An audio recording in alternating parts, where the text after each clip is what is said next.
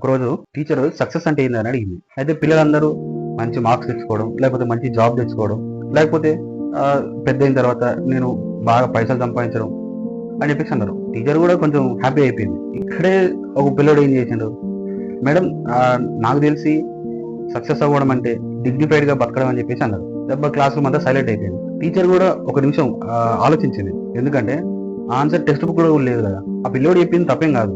కాకపోతే unexpected answers కానీ thinking కానీ ఈ ఈ సిస్టమ్ లో స్పేస్ లేదు కదా. That is the problem. ఇక్కడ చాలా క్లాస్ రూమ్ ఏం చేస్తున్నాయంటే పిల్లల ఇంటెలిజెన్స్ ని టెస్ట్ చేయడం లేదు. The test only the conformity. పిల్లలు స్టూడెంట్స్ చాలా హ్యూమిలియేషన్ తర్వాత క్రియేటివ్ గా ఆలోచించడమే పనిచేశారు. దీనికి ఎగ్జాంపుల్ ఏంటంటే నేను చిన్నప్పుడు నా పక్కన ఉన్నాడు స్కైన్ డ్రా చేయమంటే డిఫరెంట్ కలర్స్ తోని డ్రా చేసేటప్పుడు వెంబడి సార్ వచ్చేసి అది తప్పు అని చెప్పేసి అన్నాడు. అది కాదని చెప్పేసి అక్కడి నుంచి ఆలోచించడం పని చేసింది, క్రియేటివ్ థింక్ చేయడం పని చేసింది. మళ్ళీ తర్వాత ఒకరోజు ఎగ్జామ్ పెడతా అంటే ఒక పిల్లోడు తన ఓన్ స్టైల్లో ఆన్సర్ రాసిండు. ఆన్సర్ కరెక్టే, తన ఓన్ స్టైల్లో రాసిండు.